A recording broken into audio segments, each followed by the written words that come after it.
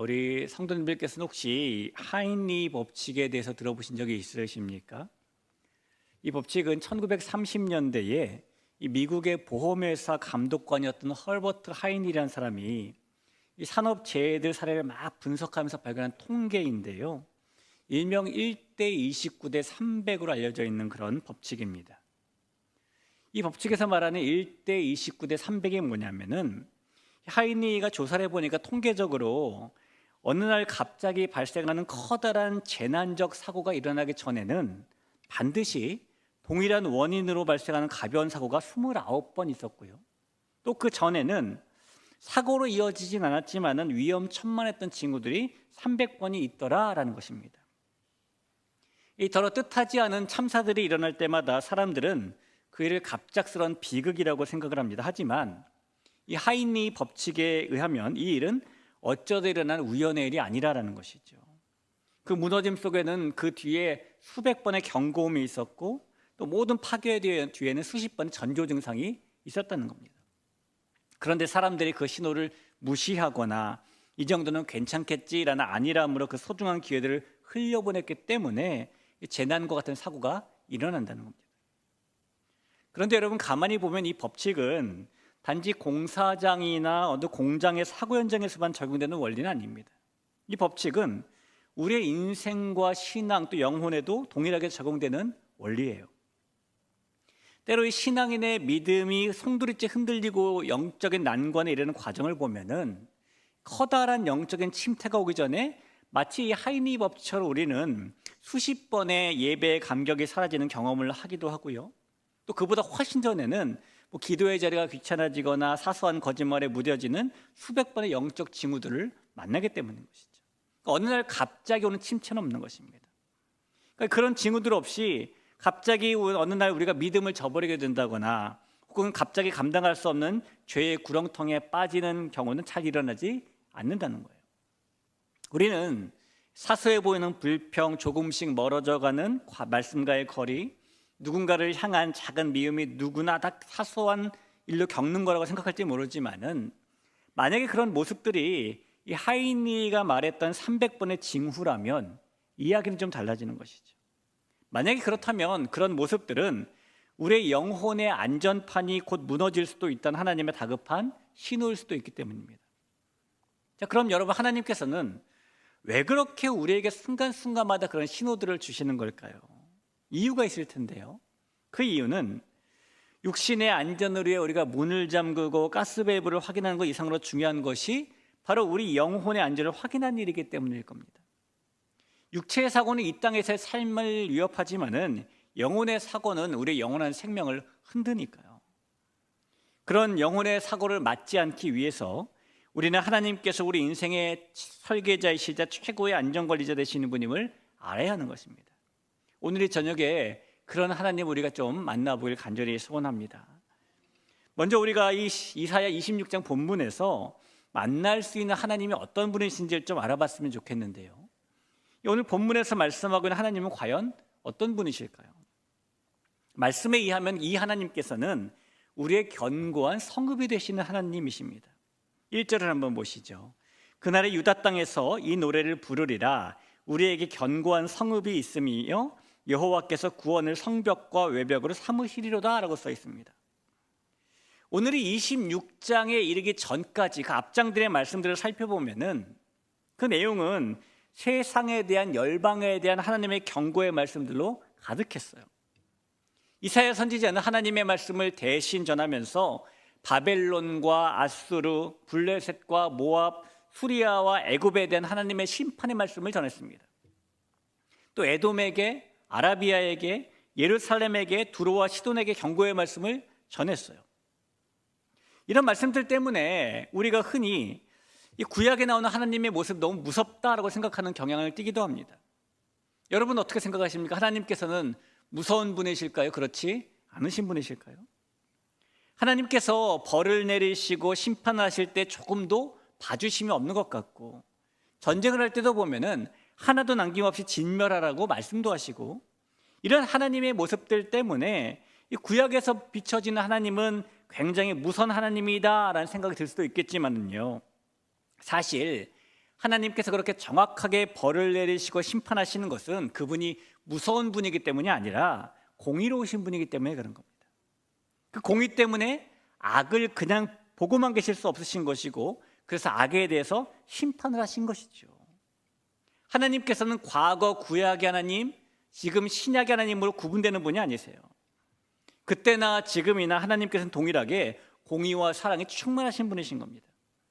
그리고 오늘 본문이 그 하나님께서 심판만 하시는 분이 아니시라 사랑과 은혜를 베푸시는 분이라는 사실을 보여주는 좋은 증거가 되죠. 우리 한 번 더 1절을 보죠.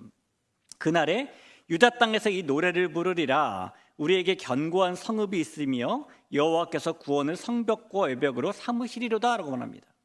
여기 보니까 이사야 선지자가 그날에 노래를 부른다 라고 말합니다. 여러분, 노래는 주로 좋을 때 부릅니까? 안 좋을 때 부릅니까? 기분 좋을 때 주로 부르는 게 노래잖아요. 이 말씀은 지금 유다 땅에 일어날 일이 노래를 부를 정도로 좋은 일이다 라고 말씀하고 있는 걸 거예요. 세상은 무너지고 심판을 받지만 하나님을 의지하는 백성에게는 전혀 다른 일이 지금 일어나게 된다는 것입니다. 그러면 무엇이 그렇게 노래를 부를 정도로 좋은 일이 되는 것일까요? 우리에게 견고한 성읍이 있으며 여호와께서 구원을 성벽과 외벽으로 삼아주셨다. 이것이 노래를 부를 정도로 좋은 일이라는 겁니다. 하나님께서 우리의 견고한, 흔들림 없는, 무너지지 않는, 부서지지 않는, 파괴되지 않는 성읍이 되신다는 그 사실이 노래가 흥얼흥얼 나올 정도로 좋은 일이라는 거예요. 여러분, 우리의 영혼이 얼마나 안전하지 않은 상황에 처해 있는지 아십니까? 세상은 쉼없이 우리의 마음을 흔들어 놓죠. 때로는 거센 파도처럼 고난이 몰려오기도 하고요, 때로는 불안과 염려가 우리의 영혼을 파고들기도 하죠. 게다가 우리의 의지는 너무너무 나약해서 작은 유혹 앞에서도 갈대처럼 흔들리기도 하고, 한 치 앞도 알 수 없는 미래 앞에서 우리의 영혼은 갈 곳 없이 방황을 하기도 합니다. 우리 영혼이 그렇게 마치 풍전등화와 같은 상태이기 때문에 베드로도 이런 말씀을 성경에 남겼어요. 베드로전서 5장 8절에 보면 근신하라 깨어라 너희 대적 마귀가 우는 사자같이 두루다니며 삼킬 자를 찾는다 라고 말합니다. 대적 마귀가 우리의 영혼을 낙심하게 만들고 아무런 소망이 없는 것처럼 느끼게 만들고 헤어나올 수 없는 우울과 좌절에 밀어넣으려고 하면서 우리의 영혼을 늘 벼랑 끝으로 내몰려고 하며 하나님을 바라보지 못하게 만든다라는 거예요. 이런 것만 봐도 우리 영혼은 안전하지 않아요. 그런데 하나님께서 두루다니며 삼킬 영혼을 찾는 마귀의 간계로부터 우리를 안전하도록 지켜주시는 견고한 상급이 되신다는 것이죠. 그러니 노래가 안 나오겠습니까? 자, 그렇다면 여러분, 하나님께서 우리의 견고한 성읍이 되신다는 것이 구체적으로 우리에게 어떤 유익이 될까요? 하나님께서 우리 영혼을 둘러싸서 튼튼하게 막아주시면 우리에게 어떤 이익이 되느냐라는 것입니다. 3절에 보니까 그 유익이 분명히 나와 있어요. 주께서 심지가 견고한 자를 평강하고 평강하도록 지키시리니 이는 그가 주를 신뢰함이니이다 라고 합니다. 이 말씀해 보니까 하나님께서 우리 영혼의 견고한 성읍이 되어주시면 평강하고 평강하도록 지켜주신다라고 말합니다. 이 히브리 성경 원어를 그대로 직역하면 하나님께서 샬롬 샬롬으로 지켜주신다라는 말이에요. 이 성경을 보면은 샬롬 샬롬이란 이런 말이 한 7-8번 정도 쓰여 있는데요, 그 중에 이렇게 샬롬 샬롬으로 지켜주신다라는 말이 여기가 유일합니다. 하나님께서 성경에서 딱 이곳에서만 우리를 어떻게 지켜주시는지, 그냥 샬롬도 아니고 샬롬 샬롬으로 지켜주신다라고 분명히 우리에게 말씀하고 있는 것이죠. 우리가 아는 바대로 샬롬이라는 것이 뭡니까? 완전하다, 고요하다, 행복하다, 번영이 있다, 평화롭다, 뭐 여러 가지 뜻으로 번역될 수가 있잖아요. 하나님께서 우리의 견고한 성읍이 되어주시면 우리의 영혼을 완전하게, 고요하게, 또 행복하게, 번영하게, 평화롭게 샬롬으로 지켜주시는데, 그냥 샬롬이 아니라 어떻게 지켜주신다고요? 샬롬, 샬롬으로 지켜주신다고요. 사랑하는 성도 여러분, 우리 영혼의 가장 좋은 일은 하나님께서 구원하셔서 어떠한 적도 침략할 수 없는 그런 성벽과 외벽을 막아주시는 견고한 성읍이 되어주시는 이름을 믿으시길 간절히 부탁드립니다. 불안보다는 안전을, 위태함보다는 평온을 바라는 우리의 영혼이 그 하나님 안에 있을 때만 안전할 수 있음을 믿으시길 간절히 소원합니다. 자, 그러면 하나님께서는 샬롬으로 견고한 성읍이 되셔서 지켜주신다고 말씀하는데, 구체적으로 본격적으로 또 어떤 사람에게 그런 샬롬의 지키심을 베풀어 주시는 것일까요? 오늘 본문에 보면은요, 하나님께서 견고한 성읍이 되셔서 샬롬으로 지켜주시는 세 대상이 나옵니다. 우리가 그 세 대상을 한번 살펴볼 텐데, 먼저 하나님께서 샬롬으로 지켜주시는 첫 번째 대상은 심지가 견고한 사람이에요. 3절을 다시 한번 보죠. 주께서 심지가 견고한 자를 평강하도록 지키시리니, 샬롬으로 지키시리니 이는 그가 주를 신뢰합니다 라고 말합니다. 여러분, 심지가 견고하다는 것은 마음이 한결같다라는 뜻이잖아요. 우리는 한결같다라는 뜻이 뭔지 잘 압니다. 처음부터 끝까지 변함없는 것이 한결같은 거예요. 중간에 변한 것은 한결같은 게 아닙니다. 하나님께서 샬롬으로 지켜주시는 우리는 하나님께 대해서 어떤 마음을 가져야 되는 거냐면, 처음부터 끝까지 변함없는 마음을 가져야 되는 것이고, 그런 사람이 심지가 견고한 사람이라는 것입니다. 여러분, 이 마음처럼 간사한 것은 없다라는 속담이 있잖아요. 이 말처럼 사람의 마음이라는 게 아침 다르고 점심 다르고 저녁 다른 거 아닐까요? 하나님을 향한 우리의 마음도 예외가 아닙니다. 출애굽 후에 가나안 땅에 들어가기 전까지 이스라엘 백성들이 가졌던 하나님에 대한 마음은 때로는 감사와 찬양이었어요. 그러나 때로는 원망과 불평이었습니다. 이런 것을 보면 우리도 그럴 가능성이 충분히 있는 사람들입니다. 우리는 아니야 이렇게 말할 수 없어요. 하지만 하나님을 향한 우리의 마음이 흔들릴 때마다 우리는 그 마음을 한결같도록 붙잡아야 되는 것이죠. 그 변함없도록 굳게 붙잡는 것은 우리의 몫인 거예요. 여러분, 이 풍랑이 인다고 해서 바다 밑바닥까지 흔들리는 것은 아닙니다. 우리 삶에 거센 바람이 불어올 때에 우리의 감정과 형편에 따라서 하나님을 향한 신뢰의 닻을 올렸다 내렸다 하지 마시기를 바라요. 비록 눈앞의 상황이 막막해 보일지는 몰라도 하나님께서 여전히 우리를 지키신다는 그 한 가지 사실에 마음의 뿌리를 깊이 내리는 것이 우리의 믿음이어야 되기 때문인 것입니다. 여러분, 그럴 때에 우리가 변함없이 주님을 신뢰하기를 선택하며 그 손을 붙잡을 그때에 세상이 줄 수 없는 완전한 평강, 이 샬롬의 은혜가 저와 여러분의 마음과 생각과 삶을 성벽처럼 든든히 지켜줄 것을 기억하시길 바랍니다. 그래서 오늘 이 시간에 폭풍과 한복판 속에서도 하나님을 바라보는 견고한 심지를 가진 사람이 되게 해달라고 기도할 수 있는 우리가 될 수 있길 주의 이름으로 간절히 축원합니다. 자, 이어서 두 번째로 살펴볼 하나님께서 샬롬으로 지켜주시는 대상은 하나님을 신뢰하는 사람이에요. 4절에 써 있습니다. 너희는 여호와를 영원히 신뢰하라. 주 여호와는 영원한 반석이심이로라 라고 말하죠. 자, 신뢰한다는 말은 의지한다는 말이죠. 의지한다는 말은 맡긴다라는 말입니다. 자, 그럼 여러분, 맡긴다라는 게 뭘까요? 저는 매달 한 번씩 아내에게 용돈을 받았습니다. 제가 용돈을 받은 다음에 나머지 돈은 제 아내한테 다 맡기는데, 제가 매일 저녁에 아내를 갖다가 식탁을 불러, 여보 이리 와봐, 오늘 가계부슨 것 좀 가져와봐. 그래서 오늘은 어디다 썼는지 하나하나 다 체크하고, 그 다음날 또 저녁에 와가지고 식탁에 앉아서 여보 또 가계부 갖고 와봐, 오늘 쓴 거 보자. 여러분, 이러면 제가 아내에게 그걸 맡긴 걸까요? 그럼 반대로 제가 이제 용돈을 받는데 제 아내가 저를 앉혀놓고 여보 우리 용돈 어디다 썼나 한번 가져와봐, 하나만 막 체크한다면 저에게 용돈을 맡긴 걸까요? 아니에요. 이건 맡긴 게 아닙니다. 맡긴다는 것은요, 확인하고 확인하는 게 아니고 잘 하고 있을 거라고 확신하는 거예요. 하나님을 의지한다는 것은 하나님께서 견고한 성읍이 되시고 영원한 반석이시라는 것을 조금의 의심도 없이 확신한다라는 그런 의미라는 겁니다. 우리에게는 하나님께서 정말 견고한 성이 되어주시는 게 맞는가, 이렇게 확인하는 게 필요한 것이 아니라 확신하는 것이 필요하죠. 많은 사람들이 안전을 위해서 스스로 견고한 성읍을 세우려고 합니다. 하지만 오늘의 말씀은 하나님께서 세우시는 성은 안전하지만 사람이 스스로 쌓은 성은 마치 바벨탑처럼 결국 무너진다라고 말씀해요. 5절에 써 있습니다. 높은 데에 거주하는 자를 낮추시며 솟은 성을 헐어 땅에 엎으시되 진토에 미치게 하셨도다 라고 말하죠. 세상은 끊임없이 우리에게 너 스스로를 지켜라, 너만의 성을 쌓아라.